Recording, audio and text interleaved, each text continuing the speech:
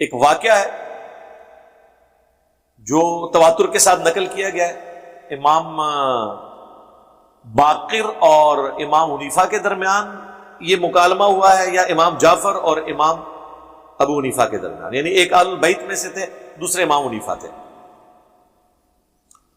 تو وہ اہل البیت کے جو امام تھے، امام باقر یا امام باقر کے بیٹے امام جعفر، وہ امام حنیفہ کو سمجھانے کے لیے کہ چونکہ امام حنیفہ اکثر معاملات میں عقل کو دخل دیتے تھے اور بعد میں احادیث اس کے خلاف نکلتی تھی، اور پھر وہ حنفیوں کو بعد میں دفاع کرنا پڑتا تھا، کچھ چیزوں میں رجوع بھی کر لیا اور معاملات جو ہیں وہ ٹھیک ہو گئے، بعض جگہ نہیں ہوئے، پری میچور فقہ جو بن گئی۔ اور یہ میں اپنی طرف سے بات نہیں کر رہا، یہ شاہ ولی اللہ دہلوی نے حجت اللہ البالغہ میں باقاعدہ بحث کی ہے کہ فقہ حنفی میں غلطیاں کیوں زیادہ ہیں، اس لیے کہ احادیث کے مرتب ہونے سے پہلے ہی انہوں نے جو مسائل احادیث میں آئے تھے وہ ان تک نہیں پہنچے تھے، تو انہوں نے خود سے ہی مسائل کے بارے میں ایک عقلی رائے قائم کر لی اور بعد میں وہ خلاف نکل آئے۔ اس کی ریمیڈی آ کے امام شافعی نے کی، اس لیے آپ کو فقہ شافعیہ صحیح الاسناد احادیث کے سب سے قریب ملے گی، کیونکہ وہ احادیث کی بنیاد پہ ہے۔ دوسرا، امام حنیفہ تابعین کے اقوال کو حجت مانتے تھے اور بعد میں احادیث اس کے خلاف نکلی، موقوف اور مرفوع احادیث تابعین کے اقوال حجت ہیں جبکہ وہ موقوف یا مرفوع احادیث کے خلاف نہ ہو۔ بل یہ ایک ٹیکنیکل بحث ہے، میں نے اس پہ الگ سے کئی معاملات، اس کے اوپر میری ویڈیوز مسئلہ 197 ریکارڈڈ ہے۔ بل اس واقعے میں آتا ہے کہ امام جو اہل البیت کے امام ہیں، امام باقر یا امام جعفر جو ہیں، وہ امام حنیفہ سے کہتے ہیں کہ بتاؤ کہ نماز افضل ہے یا روزہ؟ تو کہتے ہیں نماز، اس میں تو کوئی دوسری رائے نہیں ہے۔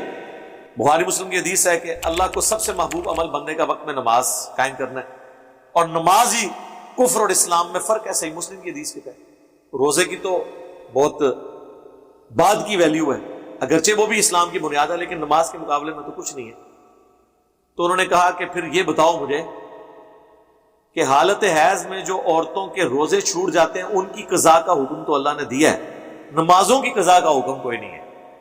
اگر عقل پہ فیصلہ ہوتا نا تو وہ جو 6-7 دن عورتیں نماز چھوڑتی ہیں ان کی قضا ہوتی، اور روزہ جو ہلکی عبادت ہے نماز کے مقابلے میں، اس میں ریلیکسیشن مل جاتی۔ لیکن صحیح مسلم میں حدیث ہے، اما عائشہ کہتی ہیں کہ نبی صلی اللہ علیہ وآلہ وسلم ہمیں حالت حیض میں چھوڑے ہوئے روزوں کی قضا کا حکم دیتے تھے اور نمازوں کی قضا کا حکم نہیں دیتے تھے۔ نمازیں معاف ہیں عورت کو 7 دنوں کے لیے، پیریڈز میں۔ یہ بڑی عقلی بات ہے، اگر عقل پہ ہوتا نا تو نماز کی قضا ہوتی اور روزے کی نہ ہوتی۔ پھر دوسری انہوں نے کہا کہ بتاؤ پیشاب زیادہ نجس ہے یا منی؟ تو امام حنیفہ نے کہا پیشاب، ظاہر ہے پیشاب ہی زیادہ نجس ہے، منی تو انسانیت کی نسل آگے چلنے کا ذریعہ ہے، انبیاء کرام کی پیدائش کا ذریعہ ہے، پیشاب تو زیادہ نجس ہے۔ تو انہوں نے کہا اگر عقل پہ ہوتا نا، منی کے نکلنے سے غسل فرض ہوتا ہے لیکن پیشاب کے نکلنے سے غسل فرض نہیں ہوتا، صرف استنجا کر کے آپ فارغ ہو جاتے ہیں۔ عقل پہ دیکھا جائے تو اگر منی کے نکلنے سے غسل فرض ہو رہا ہے تو پیشاب کے نکلنے سے بدرجے اولا ہونا چاہیے، کیونکہ وہ زیادہ نجس چیز ہے جو جسم سے نکلی ہے۔ یہ جب انہوں نے باتیں کی تو انہوں نے کہا بیٹا میں اصل میں تمہیں یہ بتانا چاہ رہا ہوں کہ دین عقل کے مطابق اس وقت ہوگا جب عقل جو ہے وہ وحی کی تائید کرے، ادروائز جو وحی کی جو چیزیں ہیں ان کو من وان اسی طریقے سے ایکسپٹ کرنا ہوگا۔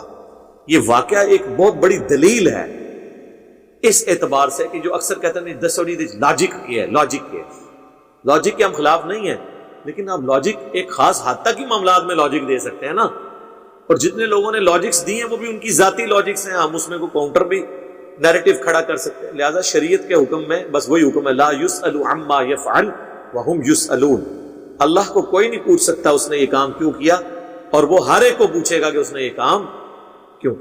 کل کو کوئی کہے گا یار دیکھو میں اس میں اب ایڈ کرتا ہوں، کیا اللہ اپنے نبیوں کا محتاج ہے؟ تو پھر بہتر آپشن تو یہ تھا کہ نبیوں کے بغیر اللہ اپنا تعارف کروا دے۔ وسیلے غیر اللہ کی استمداد کے ڈے مسئلے ہی حل ہو جاتے نا۔ لیکن اللہ تعالیٰ نے جب اپنے لیے چوز کیا کہ میں اپنی مخلوق میں سے انبیاء کو چن کے انہیں اپنے تعارف کا ذریعہ بناؤں گا، اب اللہ تعالیٰ کی رضا پہ ہی آپ نے راضی رہنا ہے۔ اب اگر کوئی شخص انبیاء کو نکال کے ڈائریکٹ اللہ تک پہنچنے کی کوشش کرے گا، وہ پھر شیطانی توحید پہ پہنچے گا، رحمانی توحید پہ نہیں پہنچے گا، کیونکہ رول ماڈل تو انبیاء ہیں۔ اسی لیے صوفیاء ٹھوکر کیوں کھا جاتے ہیں؟ وہ عشق، وجدان، اس کی بنیاد پہ ہر چیز جو ان کو اچھی لگتی ہے نا اللہ کے ساتھ منسوب کر دیتے ہیں، اور پھر جھوٹے واقعات بھی وہ مصنوی مولانا روم میں لکھے ہیں۔ وہ جی ایک شخص تھا، وہ کہنے لگا اے اللہ تو میرے پاس آئے، میں تجھے کنگھی کروں، تجھے نلاؤں دلاؤں۔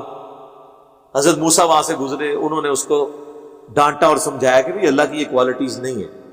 وہ کہتے ہیں جی اللہ تعالیٰ موسیٰ سے ناراض ہو گیا، تو نے میرا بندہ ناراض کر۔ جناب موسیٰ علیہ السلام اور کیا کرتے؟ موسیٰ کی تو ڈیوٹی یہ ہے کہ اللہ کی مخلوق کو بتائے کہ اللہ کی صفات کیا ہے۔ ان نانگے پیروں نے انبیاء کو سکھانا ہے، ان کو پتہ ہی نہیں، یہ واقعات بیان کر کے انبیاء کی توہین یہ کر رہے ہوتے ہیں۔ ان نانگوں کی وجہ سے اللہ نے انبیاء کو ڈانٹنا ہے۔ اس کا مطلب ہے یہ انبیاء پہ آپ نہیں الزام لگا رہے، انبیاء کے استاد پہ لگا رہے ہیں کہ ان کا نعوذ باللہ اتنا نالائق شاگرد ہے کہ اس کو تو نہیں دین پتا، ایک ننگا وہ اس کو دین سکھا رہا ہے۔ اور انبیاء کا استاد کون ہے؟ اللہ۔ ان کو پتہ ہی نہیں ہے عشق اور اس میں یہ انبیاء کو نکالے ہوئے ہیں۔